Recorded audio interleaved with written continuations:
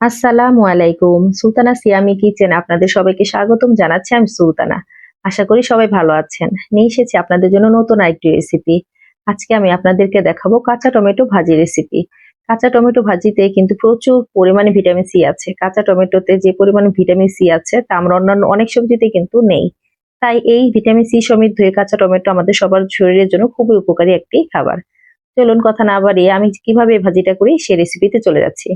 প্রথমে আমি কাঁচা টমেটো গুলো আস্ত সব ধুয়ে নিয়েছি। ধুয়ে আমি চিকন করে এভাবে কেটে নিয়েছি। সাথে নিয়ে নিয়েছি হাফ কাপের মতো পেঁয়াজ আর ৩টি কাঁচামরিচ মাঝখান দিয়ে চিড়ে নিয়েছি। খুবই কম উপকরণ দিয়ে খুবই কম সময়ে এই কাঁচা টমেটো ভাজিটা তৈরি করা যায়। তারপরে আমি চুলায় একটি প্যান বসিয়ে তার মধ্যে দিয়ে দিলাম পরিমাণ মতো তেল। তেলটা যখন গরম হয়ে যাবে তখন এর মধ্যে আমি দিয়ে দিব ২টো শুকনো মরিচ ভেঙে।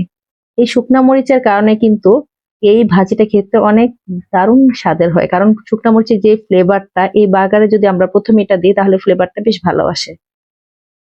শুকনা মরিচটা যখন এর কালারটা হালকা একটু ছেড়ে দিবে তখন এর মধ্যে দিয়ে দিব পেঁয়াজ কুচি। পেঁয়াজ কুচিটা দেওয়ার পর আমরা সুন্দরভাবে হালকা একটু ভেজে নেব। কোনো কালার করা লাগবে না, জাস্ট হালকা একটু নরম হওয়া পর্যন্ত। এর থেকে বেশি লাল বা বেরেস্তা কোনোটাই দরকার নেই, কারণ ভাজিতে কিন্তু একটু কাঁচা কাঁচা একটু মোটা করে কেটে একটু কাঁচা কাঁচা পেঁয়াজটাই বেশি ভালো লাগে। তাই এভাবেই আমি ভাজিটা সবসময় করে থাকি, যে আপনাদের সাথে এভাবে শেয়ার করছি।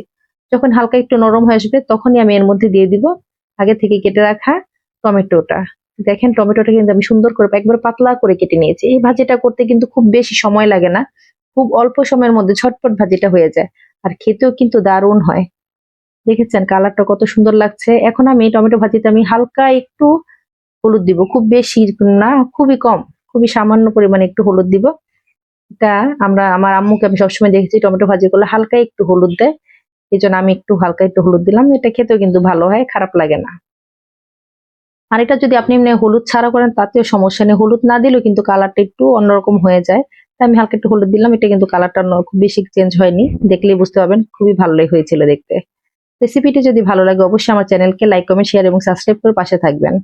এখন আমি টমেটোকে একটু নাড়াচাড়া করে একটু ঢেকে দিব অল্প কিছু সময়ের জন্য, খুব বেশিক্ষণ সময়ের জন্য না। দেখেন অল্প কিছু সময়ের জন্য ঢেকে দিয়েছি, তাতে একটু হালকা একটু পানি ছেড়েছি, একটুখানি কালারটা একটু চেঞ্জ হয়ে গেছে। এটাই বলেছি টমেটো কিন্তু যতই আপনি এমন সবুজ থাকুন রান্নার পরে কখন এটা সবুজ থাকে না, তাই হালকা একটু আগে হলুদ দিয়েছি যাতে খারাপও দেখতে না দেখা যায়। দেখেছেন এখন একটু পানিটা আমি একটু সুন্দরভাবে শুকিয়ে নিব। টমেটোটাকে ভালোভাবে সেদ্ধ হয়নি, এখন সুন্দরভাবে একটু সেদ্ধ করে নিব।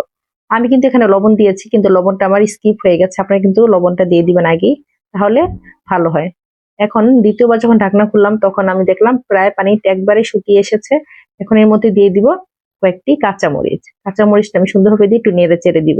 এখন কিন্তু আর ঢাকার দরকার নেই, এখন আর ঢাকবেন না, এভাবেই সুন্দর করে আস্তে আস্তে নাড়তে চাড়তে একটু সময় নিয়ে করলে হয়ে যাবে। আমার কিন্তু ভাজিতে একটু লবণ কম হয়েছিল, এজন্য আবার আমি একটু লবণ দিয়েছিলাম। আপনাদের যদি এমন একটু কম বেশি হয়ে থাকে তাহলে একটু লবণটা লাগলে পরে দিতে পারবেন।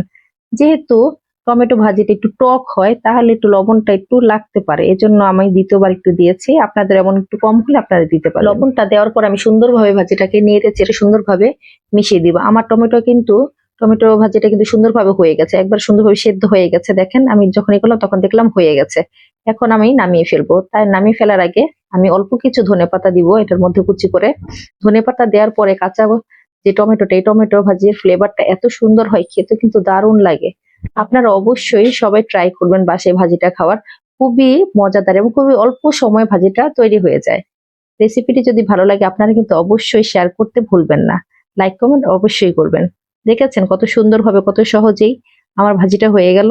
এমন করে যদি এমন শর্ট শর্ট রেসিপিতে এমন ভাজি হয় বা রান্না হয়ে যায়, কে না চায় এত করতে বলেন, কষ্ট করতে কিন্তু কারো ভালো লাগে না। এসব ভাজিগুলি খুবই কম সময় হয়ে যায় এবং মজার হয়, খুবই দারুণ হয়। আমার ভাজিটা হয়ে গেছে, আমি একটু সামান্য একটু নেড়ে চেড়ে নামিয়ে ফেলবো। দেখেন কালারটা খুবই সুন্দর হয়েছে। আমার ভাজিটা এখন আপনাদের পরিবেশন করে দেখাবো। দেখেন কত সুন্দরভাবে আমি এটা পরিবেশন করেছি, কিচ্ছু দরকার হয়নি। এত সুন্দরভাবে যদি একটা খাবার সামনে থাকে তখন কিন্তু সবারই খেতে ভালো লাগে। অতিথি আপ্যায়নে কিন্তু আপনার এই ভাজিটা ব্যবহার করতে পারেন। অতিথিদের সামনে দিলে তারাও কিন্তু অপছন্দ করবে না, সবাই পছন্দ করে খাবে।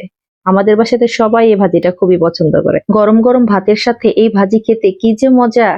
সবাই বাসায় ট্রাই করবেন, আশা করি সবার কাছে খুবই ভালো লাগবে। সবাই ভালো থাকবেন, সুস্থ থাকবেন। আল্লাহ হাফেজ, আসসালামু আলাইকুম।